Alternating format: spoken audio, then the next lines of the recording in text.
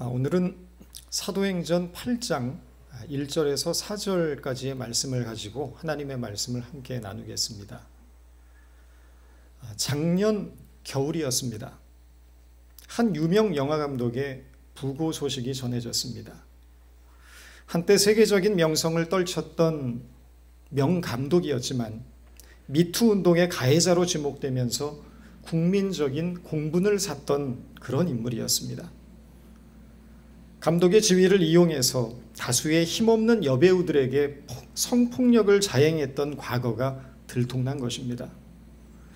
한창 일할 나이에 유명을 달리했지만 그의 죽음에 대한 사람들의 반응은 대단히 냉담했습니다. 그가 몸담았던 영화계조차 침묵을 지켰고, 한 유명 평론가는 그의 죽음에 대해서 이런 트윗을 남겼습니다. 그를 기리는 것은 그냥 잘못된 것이다. 감독과 영화는 분리될 수 없다. 죽음은 슬픈 것이지만 모든 죽음이 다 그런 것은 아닙니다. 어떤 사람의 죽음 앞에서 사람들은 그의 죽음을 당연한 것으로 여기기도 합니다. 반대로 어떤 사람의 죽음에 대해서는 안타까움과 깊은 애도를 표합니다.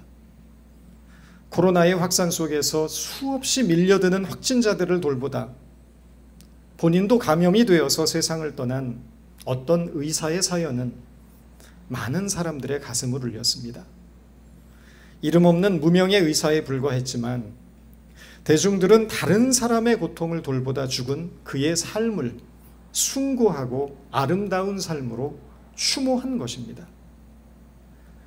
두 사람의 죽음을 대하는 사람들의 반응이 이토록 엇갈리는 이유는, 한 사람은 자기의 쾌락을 위해 남을 희생시키는 삶을 살았고, 한 사람은 남을 살리기 위해 자기를 희생했기 때문입니다.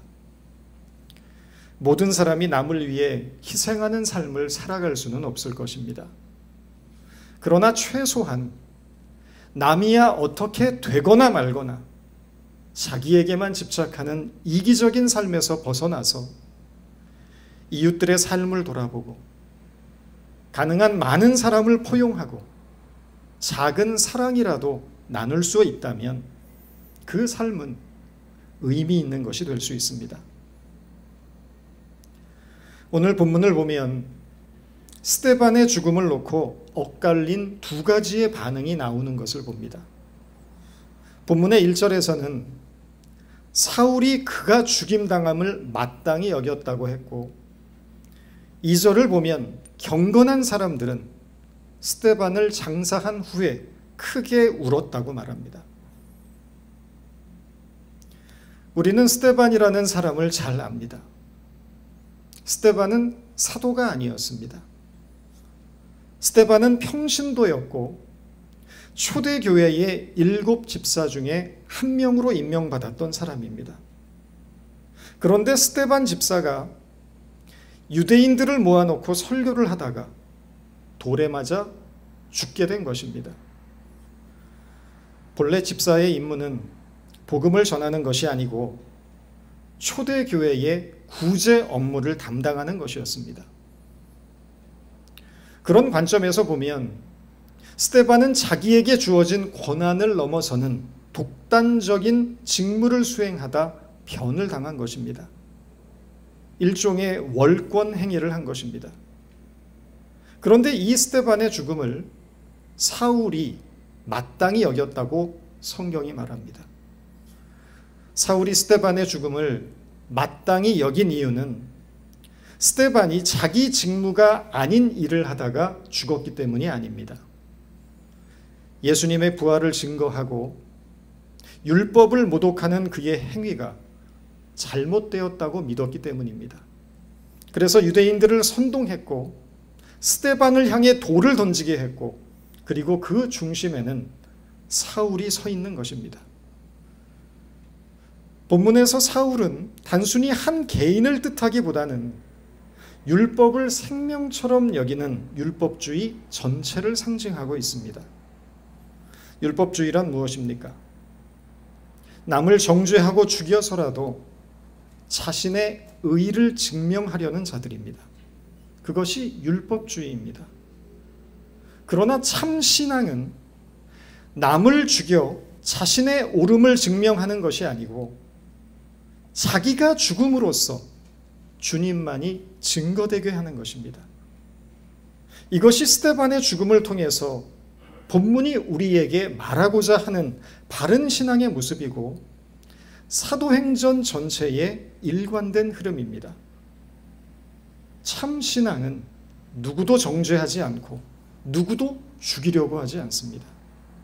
오히려 스스로 한 알에 썩는 밀알이 되려고 하고 자기를 부인하고 자기 스스로를 십자가에 못 박음으로써 주님만이 드러나고 주님만이 증거되기를 원하는 것, 이것이 율법주의와 참신앙의 근본적인 차이라는 것입니다. 스데반의 죽음은 시작에 불과했습니다. 스데반이 죽은 그날부터 예루살렘 교회에는 큰 박해가 시작이 되었습니다. 본문 1절 후반부입니다. 그날에 예루살렘에 있는 교회에 큰 박해가 있어 사도 외에는 다 유대와 사마리아 모든 땅으로 흩어지니라. 여기서 큰이라고 번역된 헬라어는 메가스입니다. 메가스는 100만 배를 뜻하는 영어 단어 메가의 어원입니다. 박해라고 하지 않고 큰 박해라고 표현한 것은 평범했던 한 사람의 운명을 완전히 뒤흔들어 놓을 만한 엄청난 박해를 뜻하는 것입니다. 3절은 그 박해의 내용에 대해 이렇게 설명하고 있습니다. 사울이 교회를 잔멸할세 각 집으로 들어가 남녀를 끌어다가 감옥으로 넘기니라. 박해 현장의 중심에는 사울이 있습니다. 사울은 예수를 만나기 이전에 바울이 가졌던 옛 이름입니다. 바울의 목표는 교회를 잔멸하는 것이었습니다. 우리말 잔멸하다라고 번역된 헬라어 리마이 노마이라는 단어가 있습니다. 이 단어는 더럽히다, 파괴하다라는 의미를 가지고 있는데 신약 성경에서 유일하게 오늘 본문에서만 사용되는 단어입니다. 이 단어가 사용된 이유에 대해서 한 성경 주석가가 이렇게 설명을 합니다. 아마도 사도행전의 저자인 누가는 회심하기 이전의 바울을 사납고 잔인한 야생동물로 묘사하려는 것처럼 보인다 라고 말합니다. 왜냐하면 잔멸하다라고 번역된 리마이 노마이라는 이 단어는 본래 포도원을 황폐하게 만드는 야생 멧돼지를 설명하는 데 사용되던 단어였기 때문입니다. 종종 야생 멧돼지가 사람을 공격했다는 뉴스를 들어본 적이 있으실 겁니다. 야생 멧돼지는 예민하고 공격성이 강해서 위험한 동물로 분류가 됩니다. 그런데 본문에서 지금 누가는 교회를 잔멸시키려는 바울을 숨을 헐떡거리면서 코를 시큰거리면서 사람을 해칠 듯한 무서운 기세로 달려드는 야생 멧돼지로 비유하고 있는 것입니다. 이것은 매우 의도적인 비유입니다. 왜냐하면 이제 며칠 지나지 않으면 바로 이 사람이 다메섹 도상에서 부활하신 예수 그리스도를 만나고 완전히 새로운 존재로 거듭나는 사건이 일어날 것이기 때문입니다.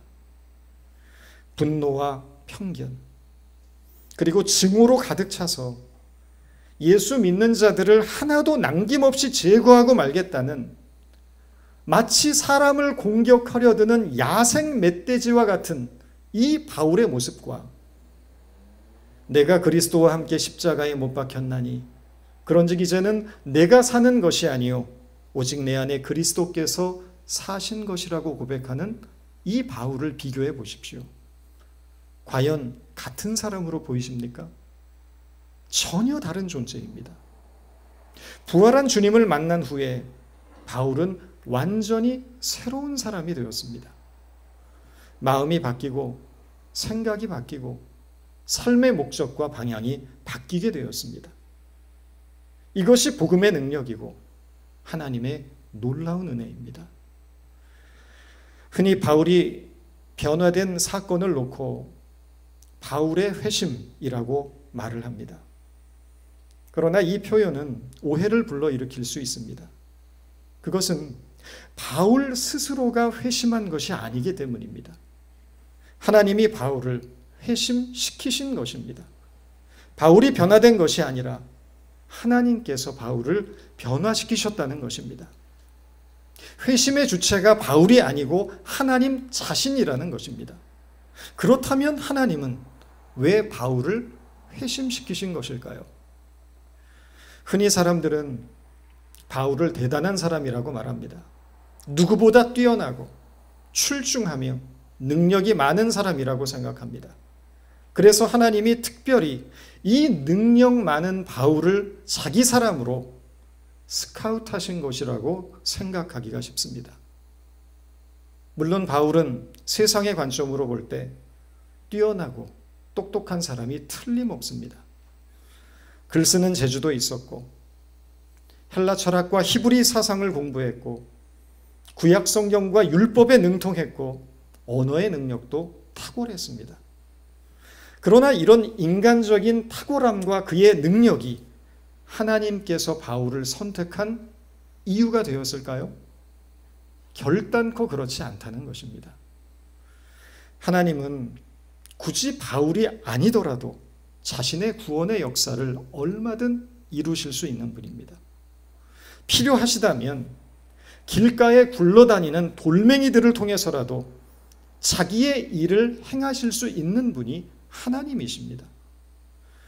하나님의 관점에서 보기에 바울은 가장 못나고 가장 방해되고 가장 조건이 나쁜 자일 뿐입니다. 그러나 그의 영혼을 불쌍히 여기시는 하나님의 자비와 긍휼과 은혜로 바울을 불러내신 것입니다. 마음이 강팍하고 완악하여 누구의 말도 듣지 않으니 주님께서 친히 바울을 붙잡아 가신 것입니다. 자신이 불쌍히 여기는 영혼을 불러내는 일을 위해 주님께서는 무슨 일이라도 하신다는 것을 우리는 바울이 회심한 사건을 통하여 확인할 수 있는 것이라는 이야기입니다. 바울은 빌립보서 3장에서 이렇게 고백합니다. 그러나 무엇이든지 내게 유익하던 것을 내가 그리스도를 위하여 다 해로 여길 뿐 아니라 또한 모든 것을 해로 여김은 그리스도 예수를 아는 지식이 가장 고상함이라. 내가 그를 위하여 모든 것을 잃어버리고 배설물로 여김은 그리스도를 얻고 그 안에서 발견되려 함이라. 이 말은 세상적인 기준으로 자랑할 만한 모든 것을 해로 여기고 배설물로 여기지 않는다면 참 하나님의 은혜를 깨달을 수 없다는 뜻입니다. 하나님이 머리 좋은 사람, 학벌 좋은 사람, 돈 많은 사람, 성공하고 출세한 사람을 통하여 자신의 일을 행한다고 생각하십니까? 그것은 착각입니다. 이 뿌리 깊은 오해를 버리지 않으면 우리는 하나님을 제대로 알 수도 없고 건강하고 온전한 신앙도 가질 수가 없습니다. 우리는 생각하기를 건강하고 돈도 많고 많이 배워야 하나님 앞에 쓸모가 있다고 생각하지만 하나님은 전혀 그렇게 생각하지 않으신다는 것입니다. 하나님이 능력이 없어서 능력 있는 사람을 부르시지 않습니다. 하나님이 돈이 없어서 돈 있는 사람을 부르시지 않습니다. 그 사람이 세상에서 어떤 지위에 있고 얼마나 많은 것을 소유했던지 간에 하나님이 보시는 것은 그의 불쌍한 영혼을 보실 뿐이지 그가 있어야 하나님 나라에 도움이 되고 이익이 되는 차원에서 부르는 사람은 아무도 없다는 것입니다. 인간이 가진 것이 얼마나 대단하고 쓸만한 것이 있어서 하나님 하시는 일에 그렇게 큰 보탬이 되겠습니까? 하나님은 우리가 대단한 사람, 능력 있는 사람 되기를 바라지 않으십니다. 우리의 약함과 못남과 부족한 모습 그대로를 받아주시고 우리의 약함과 부족함을 통하여 자기의 일을 해나가시는 분이 하나님이십니다. 우리가 비록 가진 것이 없고 부족하지만 하나님이 부르신다면 나의 전 존재를 주님 앞에 드리고자 하는 마음만으로도 충분하다는 것입니다. 스데반의 죽음 이후에 예루살렘 교회에 불어닥친 박해는 기독교 선교에 중대한 분수령을 만들어냅니다. 예루살렘에 머물러 있던 복음이 모든 땅으로 퍼지게 되는 계기가 되는 것입니다. 그날에 예루살렘에 있는 교회에 큰 박해가 있어 사도 외에는 다 유대와 사마리아와 모든 땅으로 흩어지니라. 여기서 주목해야 할 대목이 있습니다. 사도 외에는 이라는 대목입니다.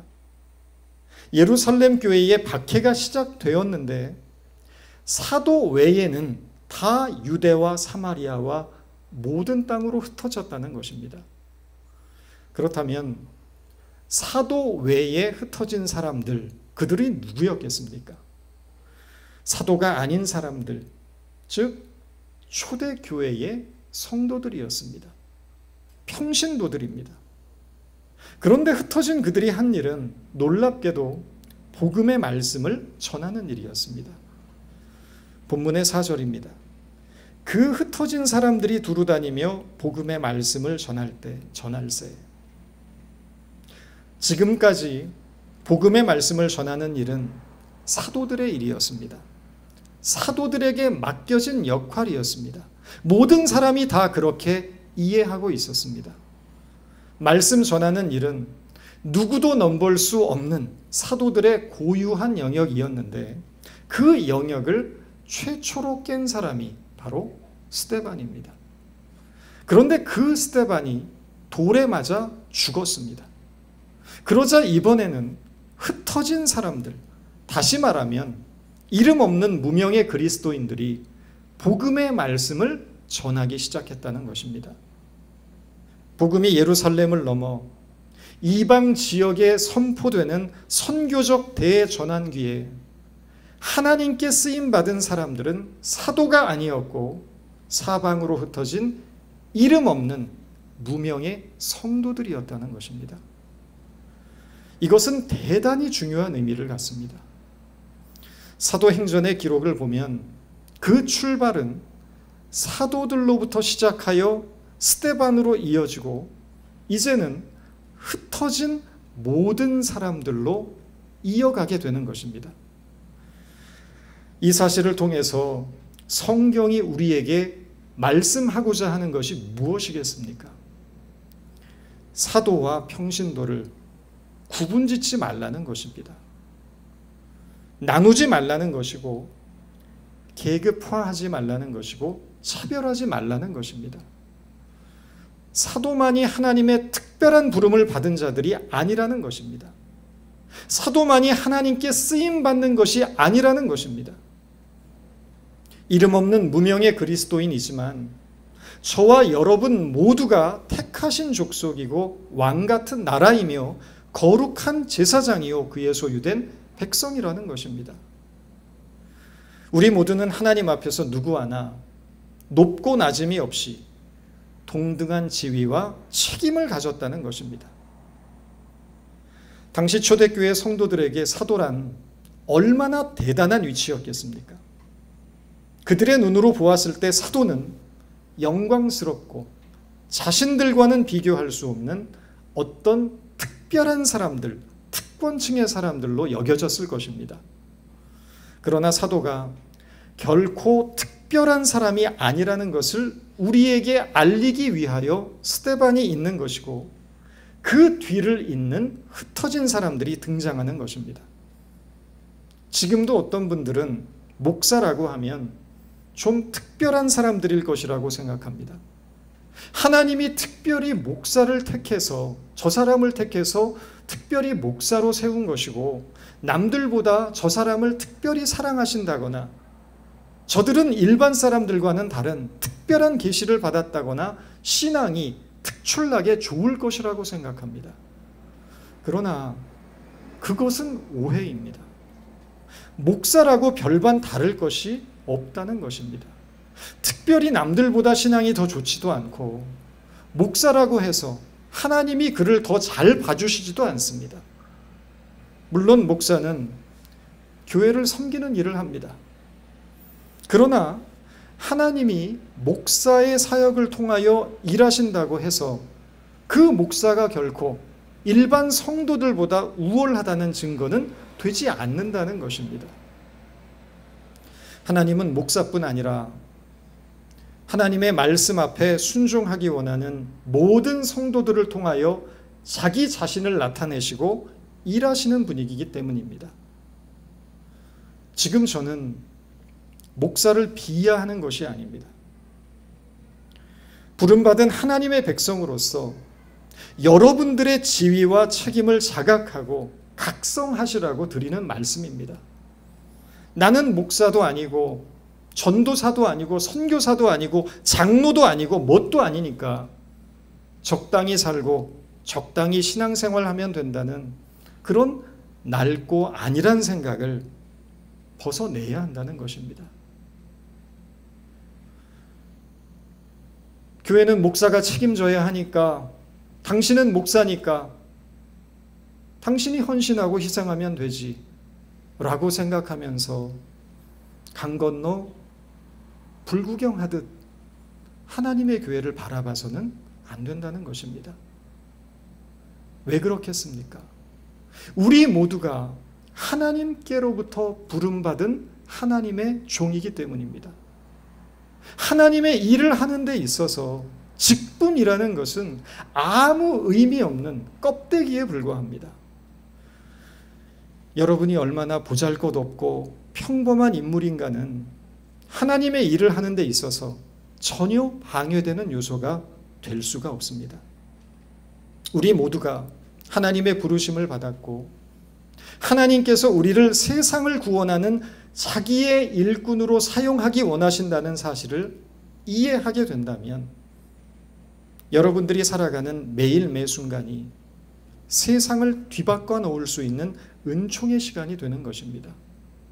여러분이 어떤 한 사람을 만나는 것은 그 사람에게 있어서 자신의 운명이 바뀌어지는 중요한 문제가 될 수 있는 것이고 여러분이 누군가와 나누는 대화는 한 사람을 살리는 생명의 통로가 될 수 있는 것입니다.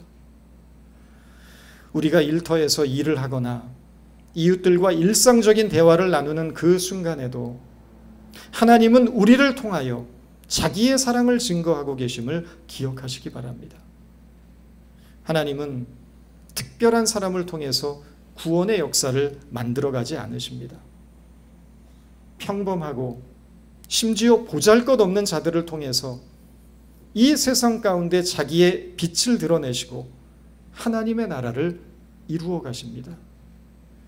그러므로 우리에게 주어진 삶을 소중히 여기셔야 되고 우리가 만나는 모든 관계 속에서 진실하고 성실하셔야 한다는 것입니다.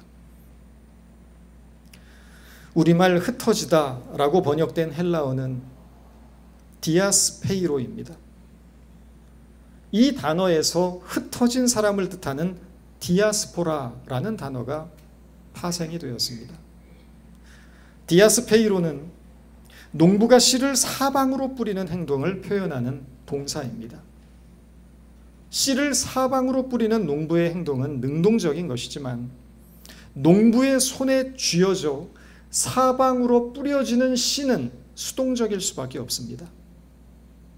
씨가 어디에 뿌려질지는 씨가 결정하는 것이 아니라 농부에 의하여 결정된다는 것입니다. 농부이신 하나님께서 자기의 뜻에 따라 이곳저곳 사방으로 초대교회 성도들을 흩어버리셨습니다. 흩어진 그곳은 그들이 원하는 장소가 아니었을 것입니다. 원하는 환경도 아니었고 원하는 조건도 아니었고 자기가 처한 모든 현실이 원망스럽게 느껴졌을 수도 있었을 것입니다. 그러나 그들은 원치 않았지만 자신이 서게 된 그 삶의 자리에서 복음을 증거하는 삶을 살았고, 그럼으로써 하나님의 뜻을 이루어가는 자가 될 수 있었던 것입니다. 바로 이것이 디아스포라입니다.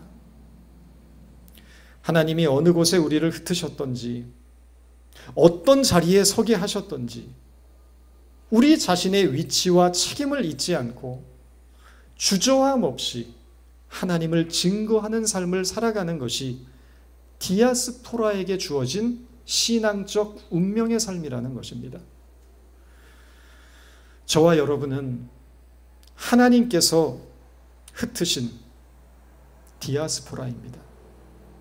지금 우리가 어느 곳에 서 있던지, 어떤 삶의 자리를 살아가고 있던지, 나의 삶을 통하여 하나님의 사랑이 증거되고 하나님의 영광과 존귀함이 드러날 수 있게 되기를 바랍니다. 기도하겠습니다. 하나님, 우리를 사랑하시고 우리를 통해 하나님의 생명과 복을 이 세상에 전달하게 하시니 감사합니다.